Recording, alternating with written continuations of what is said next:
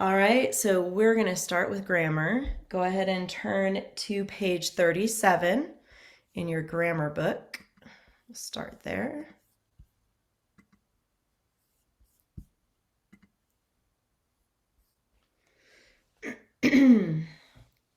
Okay, today we're talking about prepositional phrases again. Let me write down the attendance here real quick. Today's the 27th. Okay, and we've talked about prepositional phrases before as a sentence opener. I think we talked about that a couple weeks ago. So today we're going to actually talk about transitional prepositional phrases.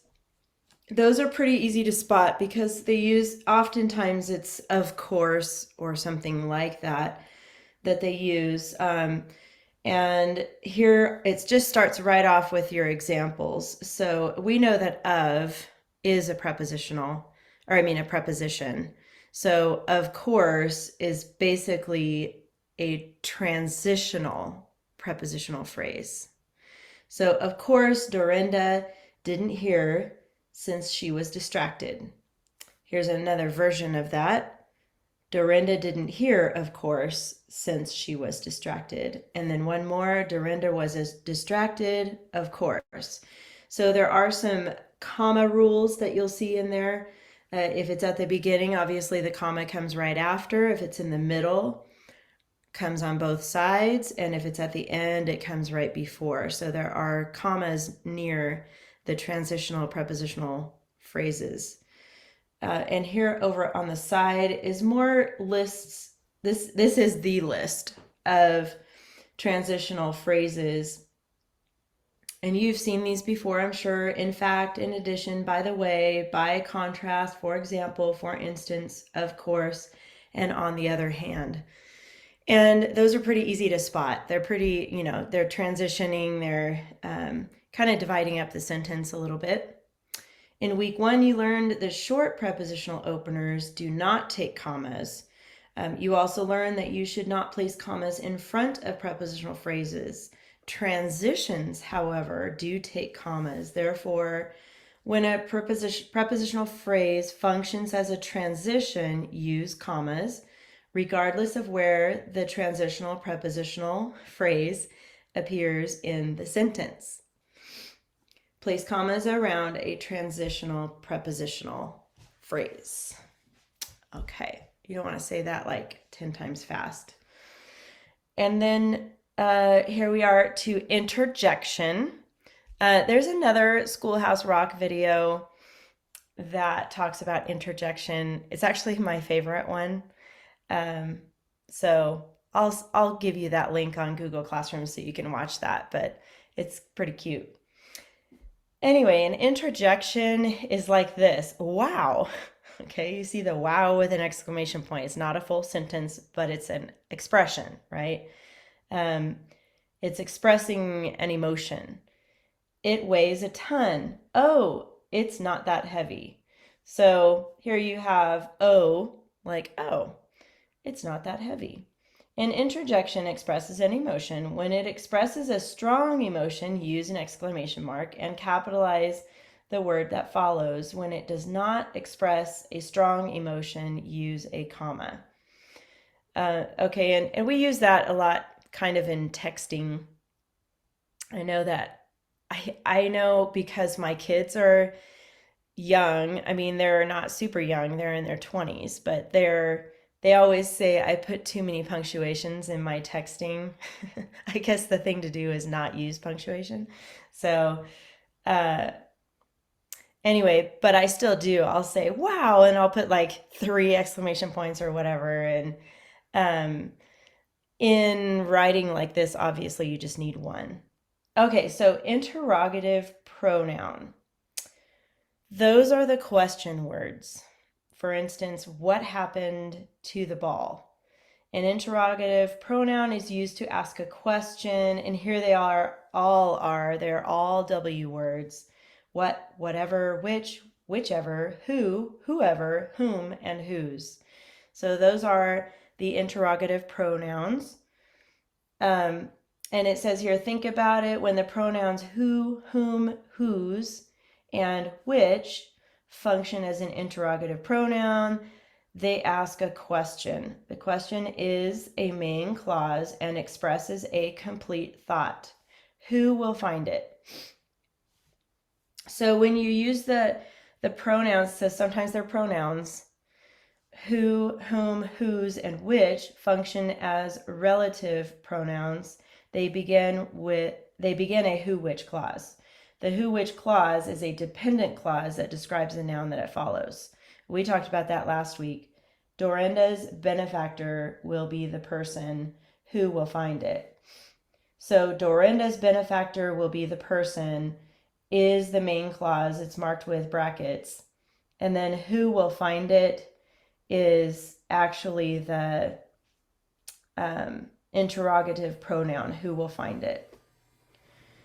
All right, and we'll be practicing that some more too. By the way, this bracket right here is the main clause, and it always has a subject and a verb. And that's how you can just define it or identify it, because it is a complete sentence and it has the subject and verb. Okay. Quality adjective and ly adverb. We've talked about ly adverbs adding to the verb. A quality adjective and ly adverb are two different ways to dress up writing. And we have talked about quality verbs. We're going to talk about quality adjectives eventually in our writing part of the class too. But we know about ly adverbs.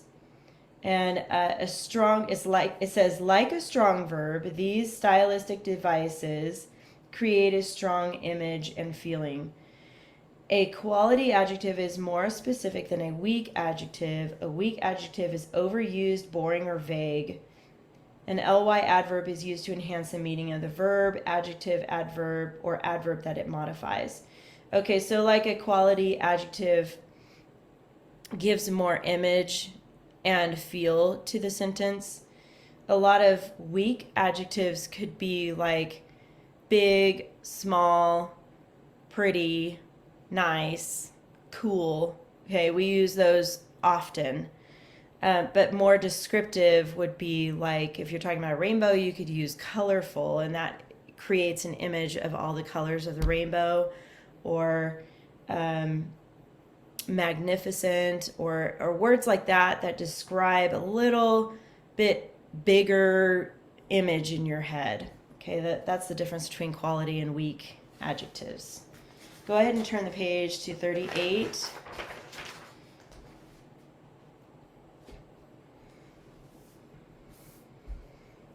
This is nice because we've already talked about the who which clause. Excuse me. There's different ones. There's essential and non-essential. So make sure this is focused here. Okay. Non-essential. So here's the example here. Frogs, which normally do not speak, enjoy damp places. So a non-essential adds information to the sentence, but the clause is not needed for the rest of the sentence to make sense. And we've talked about this before. So if I just said frogs enjoy damp places, that's still a complete sentence. So this which clause right here is non-essential. And you use commas around it, basically is what that's saying. And then essential, let's move on down here. The frog who spoke English was unusual. So the essential who which clause defines the noun it follows. In the example, frog, so it's defining the frog who speaks English. Let's see. Do not use commas because the essential information about the noun cannot be removed from the sentence. If the sentence information about the noun were removed, the overall meaning of the sentence would change. So if I remove it, it says the frog was unusual. That changes the meaning of the sentence because who spoke English is actually an important part of the sentence.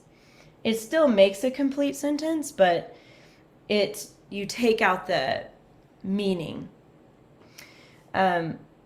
Whereas this one doesn't take out the meaning. Frogs enjoy damp places. It doesn't matter if he normally does not speak or whatever. That's not essential to the meaning of the sentence. And then here, to determine if a who which clause is essential, remove it from the sentence. Does the meaning of the sentence change? If you answer no, then it's non-essential. Use commas. If you answer yes, it is essential. Do not use commas. Okay, so here we have more examples. Dorinda, who was the youngest grandchild, was spoiled. And then we have the grandchild who was born first was also spoiled. So in this first one, it's non-essential because the meaning of the sentence is Dorinda was spoiled. And then this one here is essential to understanding who this was. So for example, explain that a little bit better.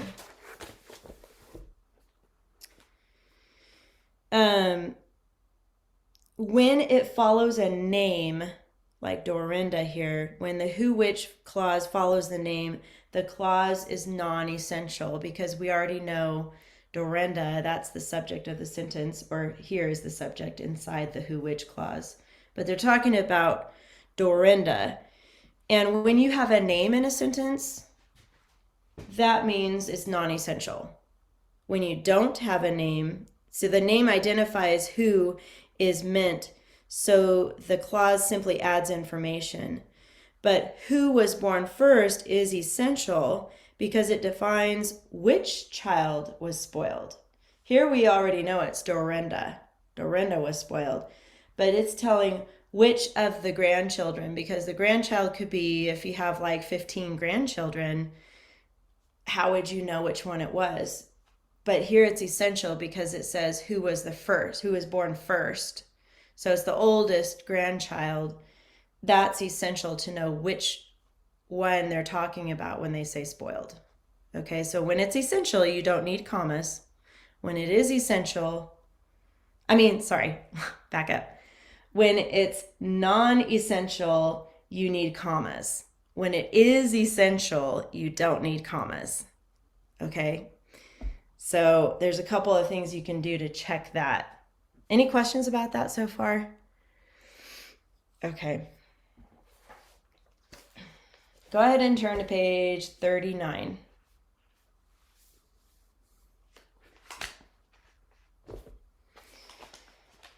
We'll just chip away at this one. So, Melina, would you mind reading this one to us? And then we'll start working on it. I would be honored to assist you, a throaty voice offered. Instantly, Dorinda's tears dried as she looked around for the person who was speaking. In fact, she could turn her tears on and off on a whim. Okay, good. So we're gonna look at the vocabulary word honored. We've seen that one before. That's pretty. It's like privileged, basically. So they're blessed or privileged to assist her. So we can check the vocabulary. That's a pretty easy one. Coordinating conjunctions, and there's only one. Melinda, do you know which one it is? It's a word to connect two parts of the sentence together. As? Not as, that's a pretty close guess. It's actually and. It's usually like and, but. Those are the types yeah. of, yeah. So that's the coordinating conjunction. Um, Prepositional phrases, those begin with a preposition, and we're going to underline those. And if you need to refer back to your list in the back, you can with that. So let's see, Jasper, do you see any prepositional phrases? There should be 3 of them in here.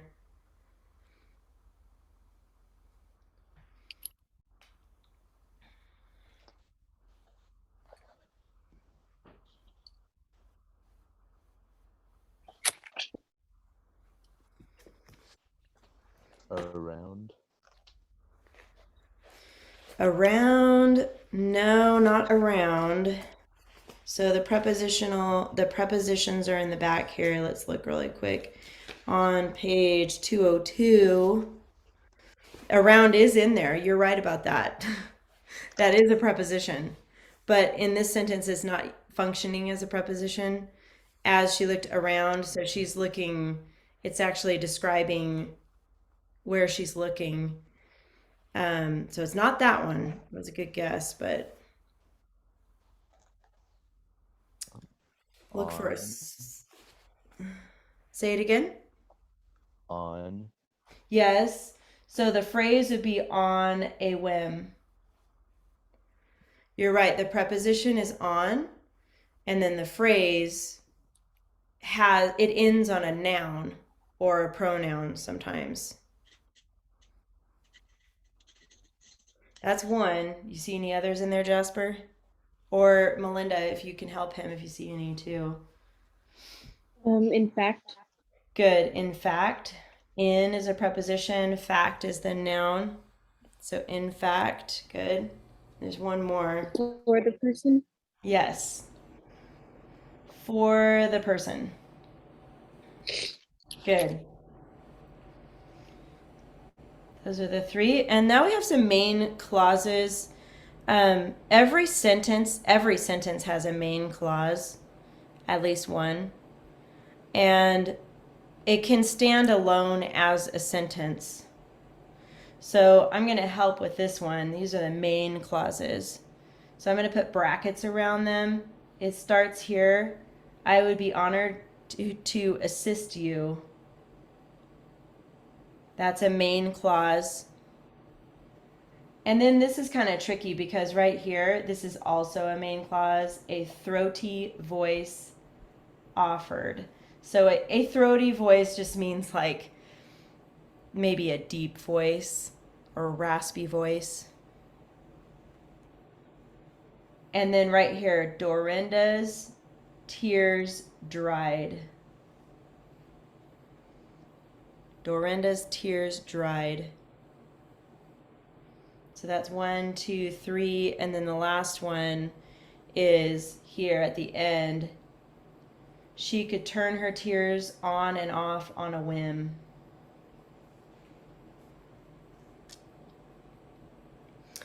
And the reason we know those are the main clauses, let's jump down. So those are the 4 main clauses. Let's jump down here to the subject-verb pairs because that's important to know. In each main clause is a subject-verb pair. And sometimes there's more than one verb. So here, Jasper, look at this main clause right here in the beginning. I would be honored to assist you. What is the subject in that sentence? I. Good. So I'm going to put the S kind of high up and leave some space because I'm going to be writing some things underneath it. And then what are the 2 verbs that are paired with I in that clause? Honored and assist. Okay, and I would guess those 2 because those sound like verbs, especially assist. Actually, the verbs that pair with this subject are would and be because they are, I'm going to put these high. Would is the helping verb and be is the linking verb. I would be. But I agree with you, and I can't give you a solid answer why honored and assist are not labeled as verbs in this sentence because they seem like they should be verbs to me, especially assist. Honored is more like it's not an action, right? It's more like a feeling type word, but assist is an action. It's like helping.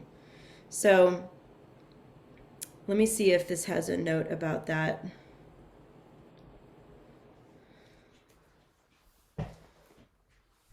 And it does not.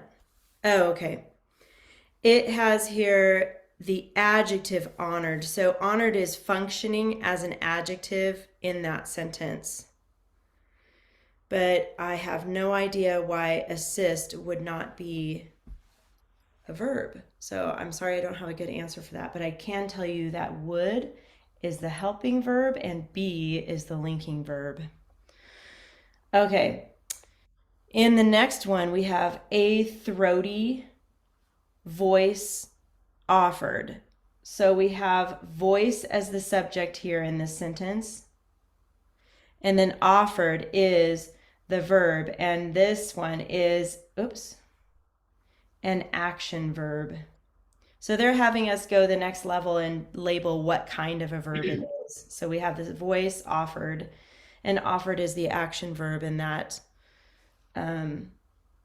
main clause. And how about Melinda for this main clause? Dorinda's tears dried.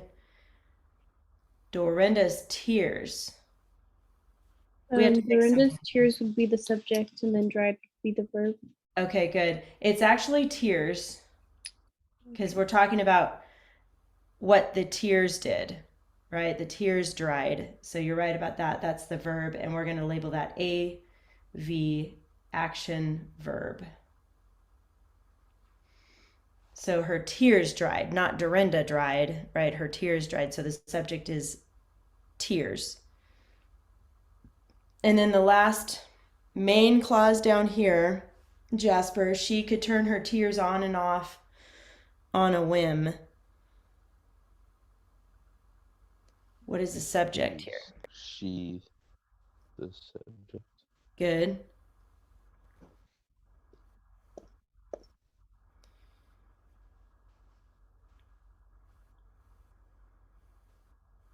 What do you think the verbs are? There's two of them. There's two different types of verbs here. Is off one of them? No. That's describing how, but what could she do? Turn. Turn. So that's the action verb. But then right before that, we have a helping verb, could turn. Could turn.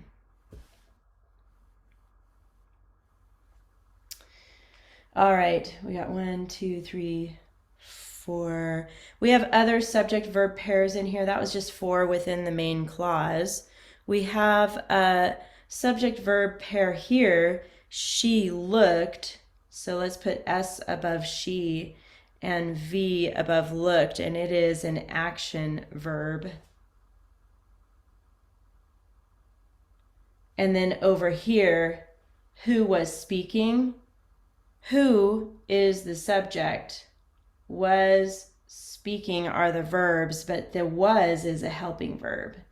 And speaking is the action verb.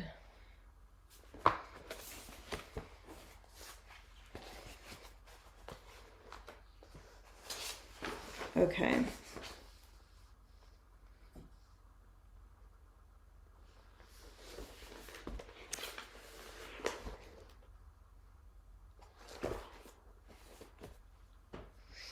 Those are the verb, subject verb pairs. We can go ahead and check that one.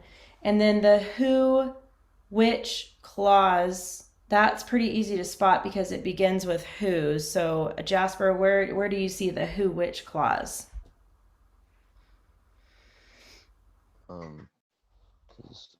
Who was speaking? Correct. So put parentheses around that one. And then next to that, put W/W.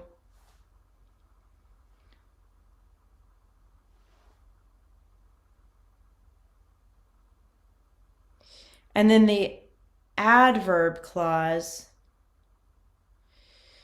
the adverb clause often begins with as. So it's showing action. As she looked around for the person is the adverb clause. So go ahead and do parentheses here for this one, right? At as she looked around for the person, that has another parentheses here. and you're going to label it AC, adverb clause. By the way, the adverb clause, I want you to mark that in your book. If you have a post-it note nearby, I highly recommend using a post-it note on that, and you just stick it above. But that's the one we talked about, that is the www.asia.b. Remember that? The adverb clause. So that is on page 14 in your book. If you have a post-it nearby, stick it in that page above. If not, do that after class if you don't have one near you. But on page 14 is that little acronym that we talked about, www.asia.b, and as is the A in Asia. Okay, so that tells you as is the beginning of an adverb clause. It's just something you got to memorize. Page 14 is where it's at. Okay. We have a couple openers. We have two openers. The easiest one to spot is this one, in fact, because that's a prepositional phrase. So that's a prepositional opener. And that is a number 2. And go ahead and put the word prepositional. And if you forget the numbers of your openers, they also gave you a chart of that in the back of your book. In the very back, there's a list of all the openers, all the sentence openers. Let me see if I can tell you what page that's on.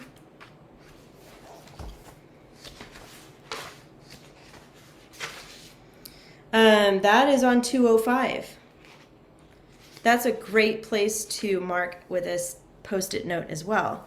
On page 205, which is literally the last page of your book, you'll see all 6 openers listed right there with examples. So if you forget what number is what, you can always refer back to that page on 205. That's the prepositional opener. And then we also have instantly is an adverb. So we have an ly adverb opener, and that is actually number 3. So go ahead and draw a 3 there. And then put ly adverb. That is a type of opener, ly adverb.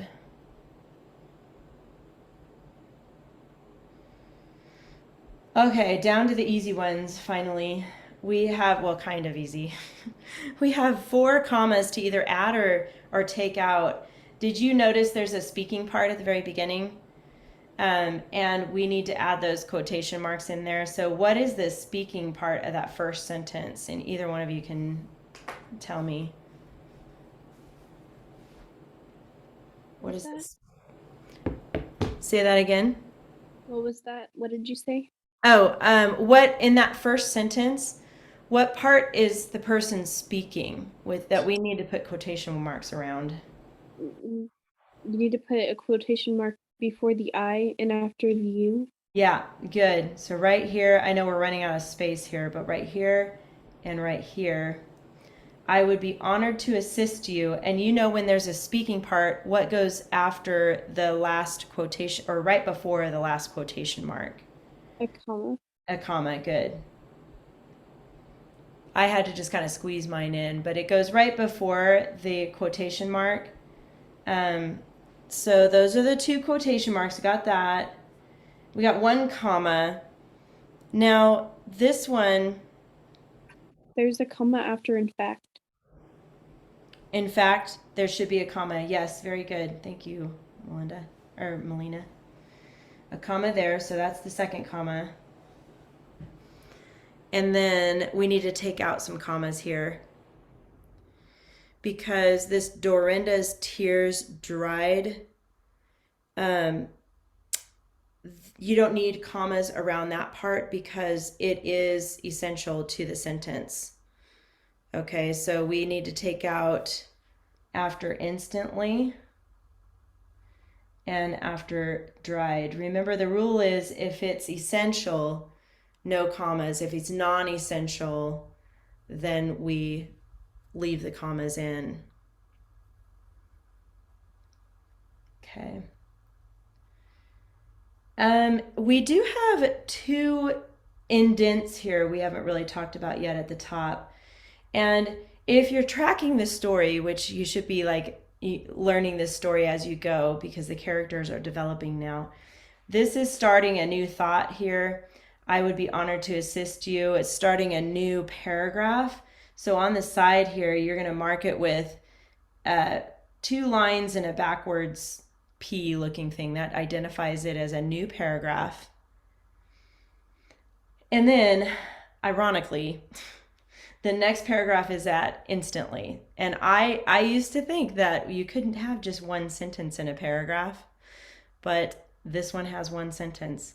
So instantly, this is a new paragraph here, right at instantly.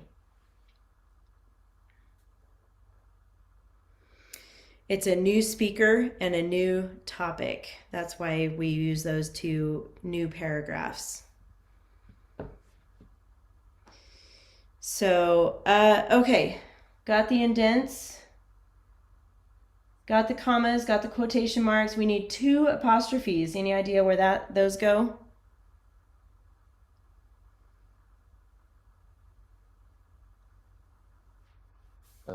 Dorinda's Good. is before the X.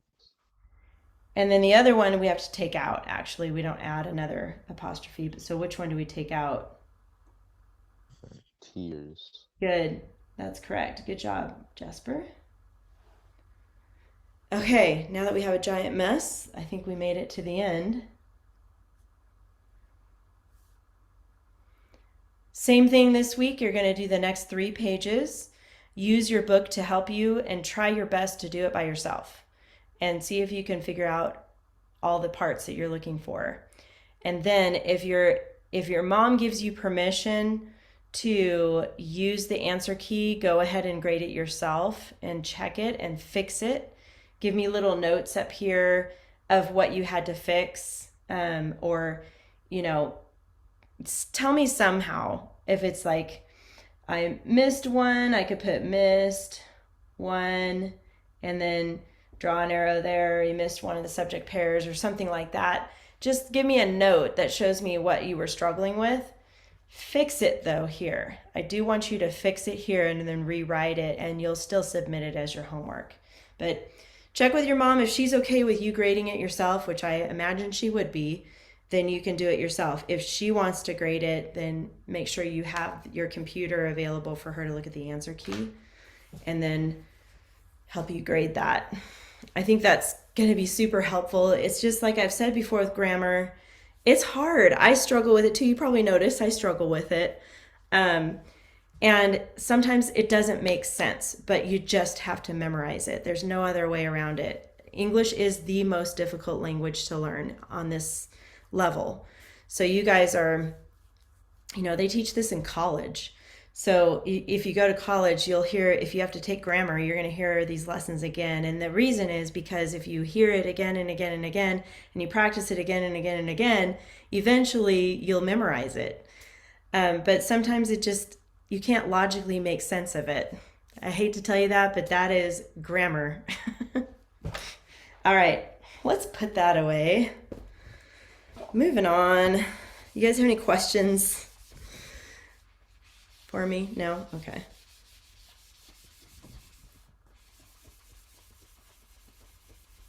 All right. But you're doing great. And, sometimes you nail the answer right away, and sometimes it's like, no, not quite, but you're close. That's okay. Don't feel bad about that. Grammar is so, so difficult.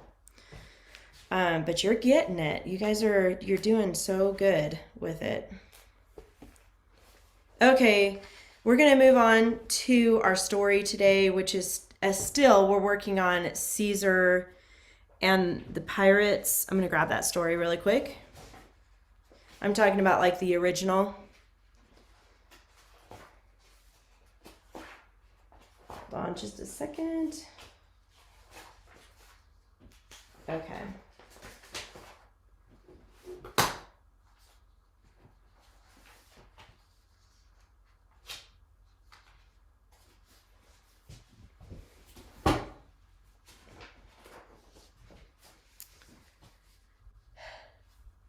right, we're gonna slow it down just a little bit because I feel like last week was a lot for you guys, and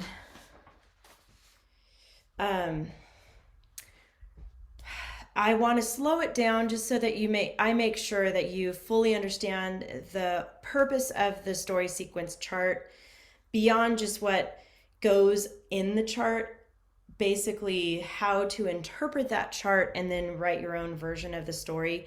And I read both of yours this morning. I'm going to talk about both of yours in class here, but I did make some notes. I think I made notes on both of yours this morning.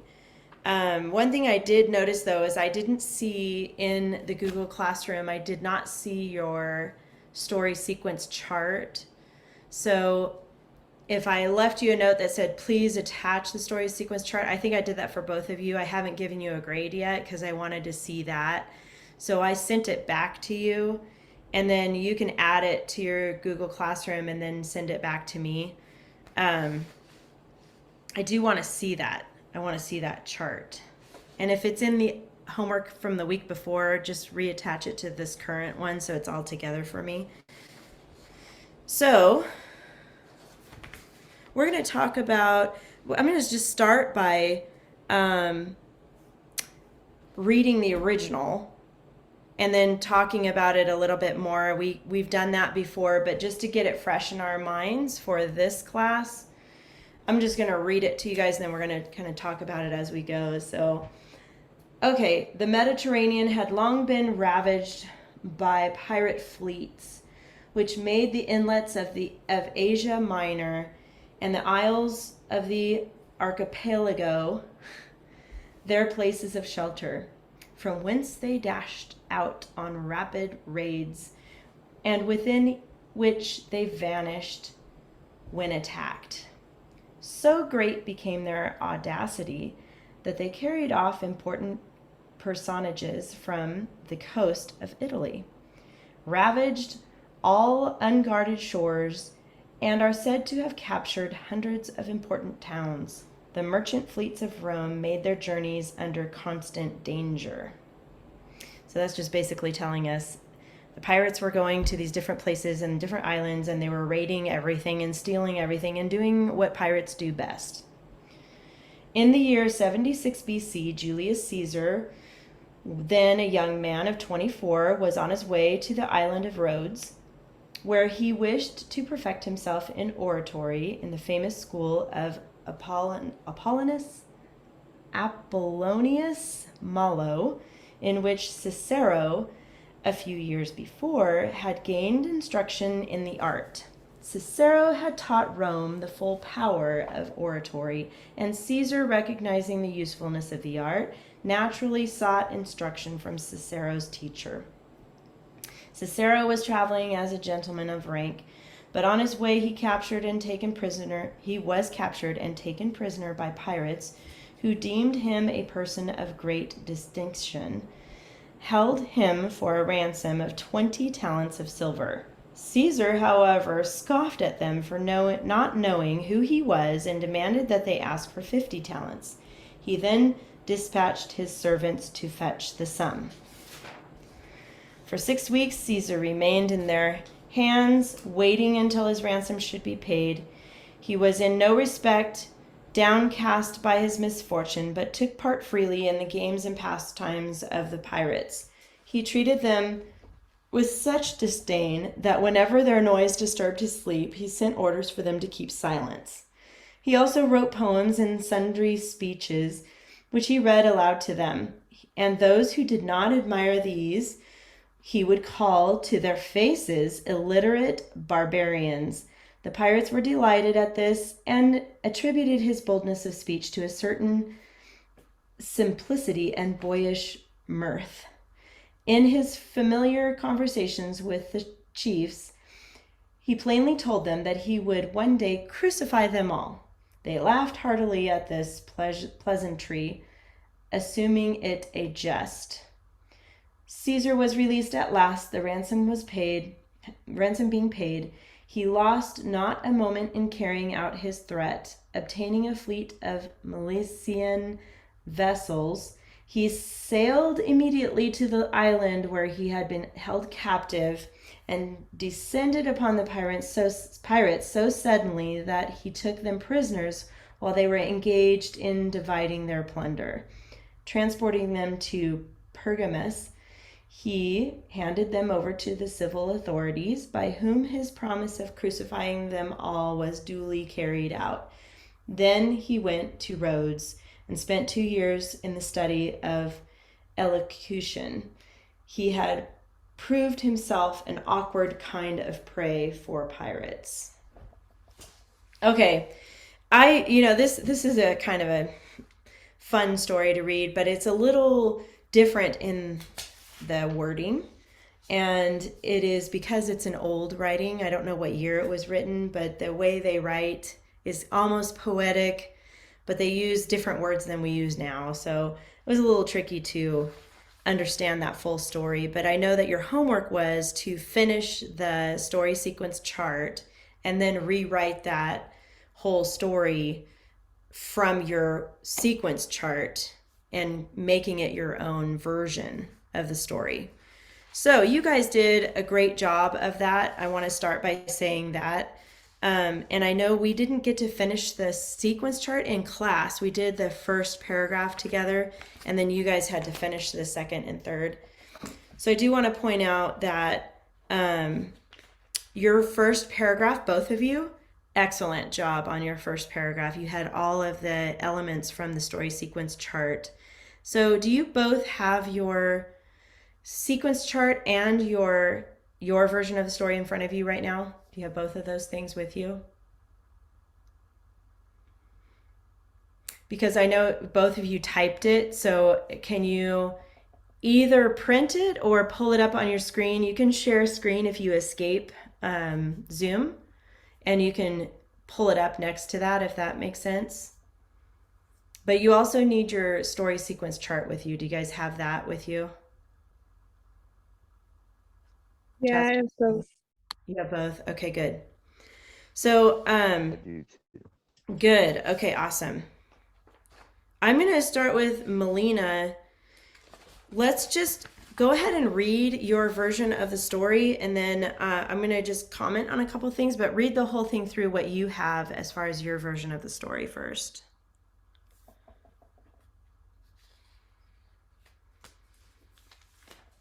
Do you want me to read the whole thing? Yeah, go ahead and read the whole thing, the one that you wrote.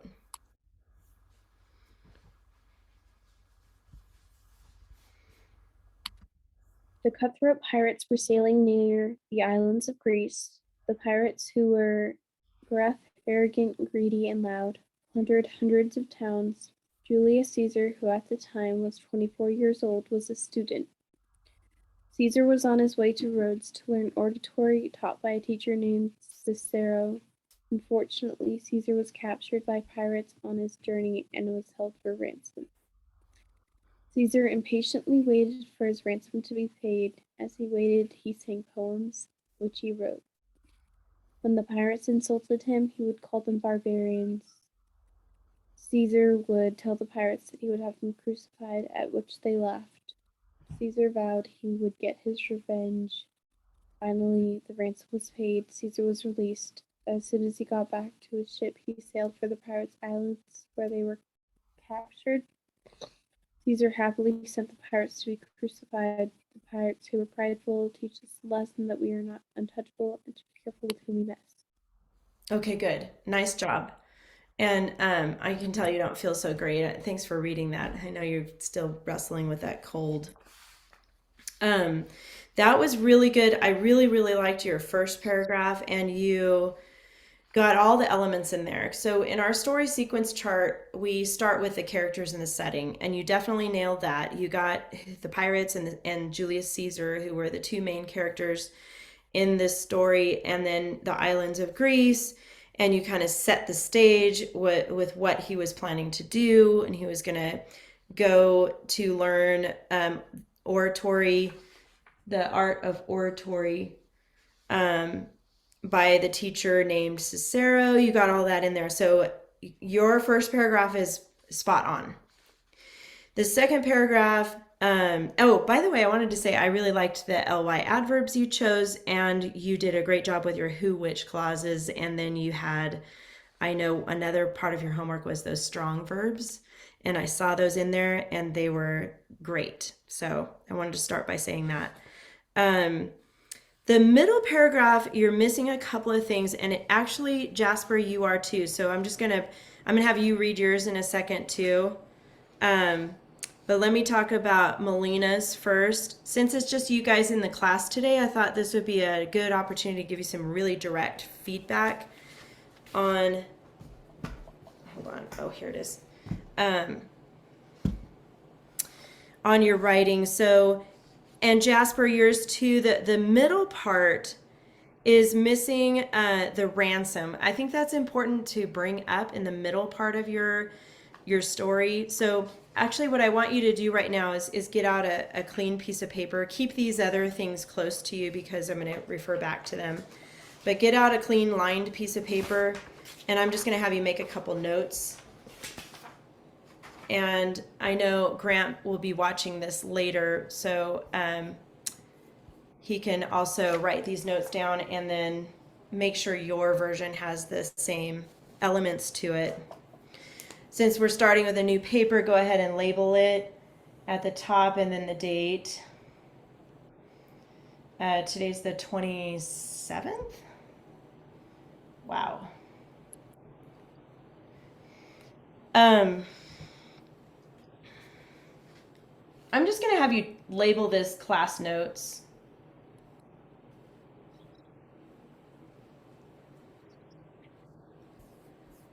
And we're talking about your story here, Caesar and the Pirates. I'm just going to have you put that right here just so later we can know. And the Pirates. That's the story we're talking about today. And I'm going to have you put this symbol here, paragraph 2. Paragraph 2 is your Roman numeral 2 in your story sequence chart. In that story sequence chart, in the middle is when you talk about the conflict and the problem, right? And I'm going to put here conflict, problem. You can write this down too. Knowing what the ransom is part of his problem, right? So he's waiting for that ransom. Both of you mentioned that he does have a ransom and that he's waiting for that ransom to be paid. So in the meantime, he's captured and he's a prisoner. You both had that element in there, but I think it's important to include, and I'm just going to make a note here, ransom money. Just put a $sign there. Ransom money. And what that was. Remember, the pirates were like, we'll take 20 talents, was it? I think that's what the type of money it was. Let me double check here.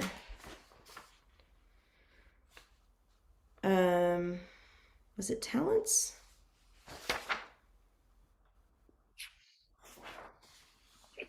You guys remember? Oh, talents of silver. Yeah. They said, we'll take 20 talents of silver, and he was offended by that, right? So we're going to put, go ahead and put offended here.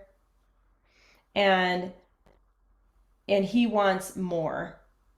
So basically, this is part of your paragraph 2. I'm doing kind of my own version of the story sequence chart here, listing some keywords that you can put. But that's what he wanted, right? And in that story sequence chart in the middle where you're talking about the conflict, you're talking about what are the characters wanting? What is it that they need? So make sure to include that. Also, you both talked about, well, actually, let me pause right there for a second. And I'm going to have Jasper read his, because I have some comments about his as well. So go ahead and just read your version of the story to us really quick. The inlets of Asia Minor and the archipelago have been ravaged by gruff and arrogant pirates. They were extremely loud and greedy. Julius Caesar, who was a very powerful ruler on his way to Rhodes to learn the studies of Cicero, wanted to perfect himself in oratory. He was caught by pirates and was held captive for 6 weeks. He waited for his ransom to be paid. He was shown no respect by anyone. Although he was their prisoner, he did participate in the games the pirates would play. While he was while he was in captivity, he would write poems and speeches which would be read loudly, even though no one else wanted to hear them. He was ridiculed very often, and he threatened the pirates by saying he would crucify them. They only mocked him. His ransom was graciously paid, and he was set free. Julius, who took the pirates to the authorities, had them all crucified. He started his journey back to Rhodes. He spent 2 years studying elocution. He then became an awkward prey for pirates. Good. Okay. And yes, I loved your first paragraph. It was spot on. You don't need to change anything. Neither one of you need to change anything in your first paragraph. Um, the second paragraph, I do like that you talked about he did participate in the games, but you were missing the ransom money, that was part of what he was waiting for, just to transition. Even though you said in the first paragraph he waited for his ransom to be paid, add to that what the ransom was that he wanted. Okay, so here's what I'm going to do. I'm just talking to you about it right now in class. So this week in homework, you're going to still work with the same story and make sure all the elements are there. I'm going to give you a lot of details in Google Classroom about yours specifically. In class, I'm kind of giving a generic overview of it. But you're gonna fix what I ask you to fix in your Google Classroom on my comments, and then you're gonna do a couple other things too. But that's probably the main thing. The last paragraph, both of you are missing. Go ahead and put here paragraph 3. You're missing that he went to get a fleet of ships, and so I know that Melina said he got back to his ship, and I don't think Jasper, you mentioned that at all. So Melina, you're pretty close to that. It's more that he went and got a fleet, which is multiple ships, right? So make sure you add got a fleet. Oh, sorry, erase that. My bad. This needs to be the resolution. Go ahead and put resolution here. Sorry if you're using pen. And then put got fleet from Malaysian, I think is how you pronounce that. Malaysian. Oh, it's an E. M-I-L. Sorry, guys. Milesian. Malaysian. That's a place. And then and returned to the island.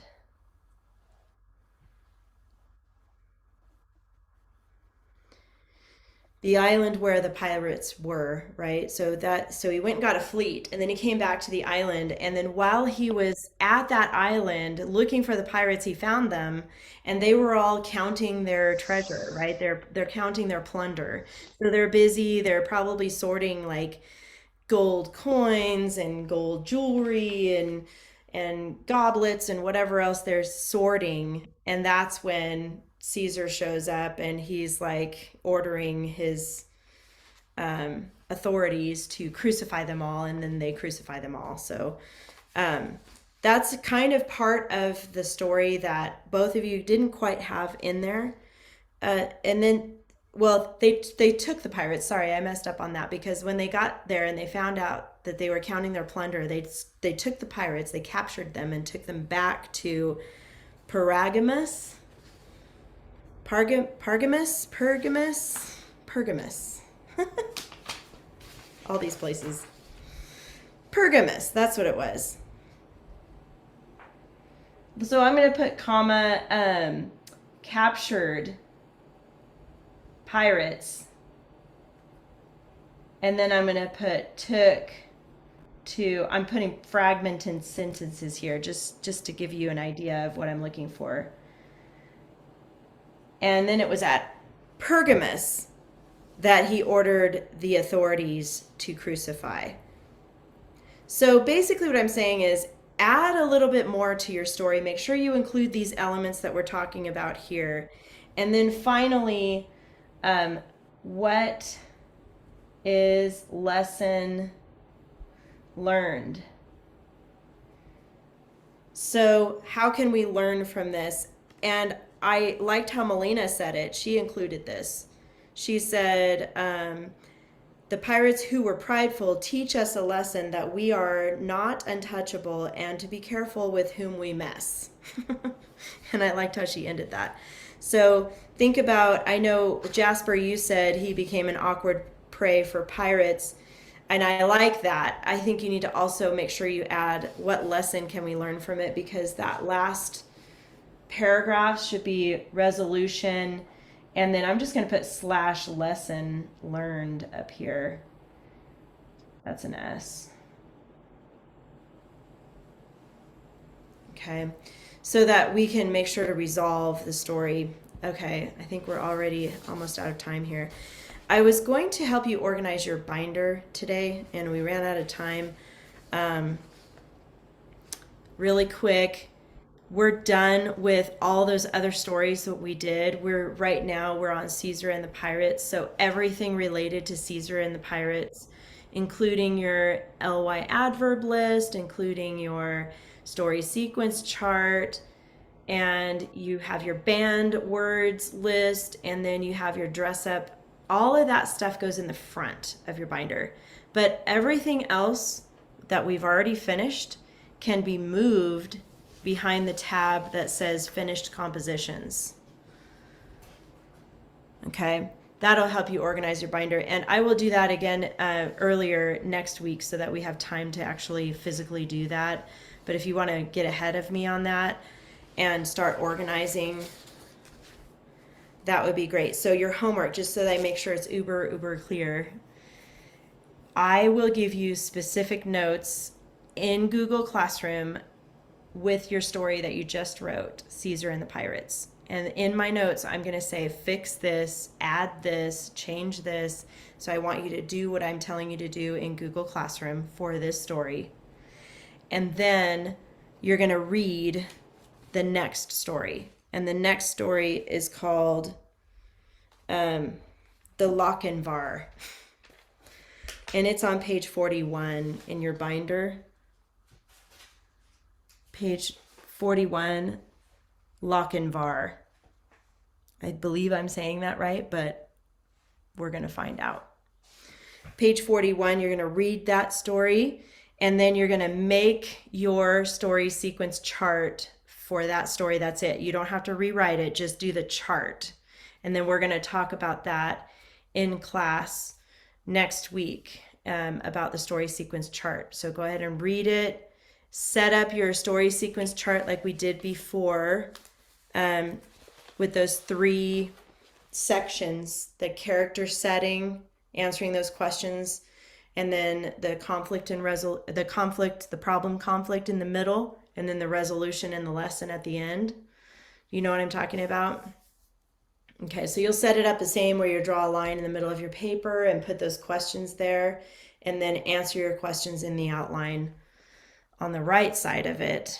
And then that's it for your homework. So fix the story you're working on now, read the next story on page 41, the Lochinvar, and then do your story sequence chart for that story, and then your grammar from there. Does that make sense? You guys good? All right. I feel like I never have enough time in this class, but that's okay. You guys are doing great. And the best place to look is the Google Classroom. I'm going to give you really specific feedback there, and we'll keep, if you have questions for me, put it there, and I can answer those questions for you too, okay? You guys have a great rest of the day. I'll see you next week. Bye.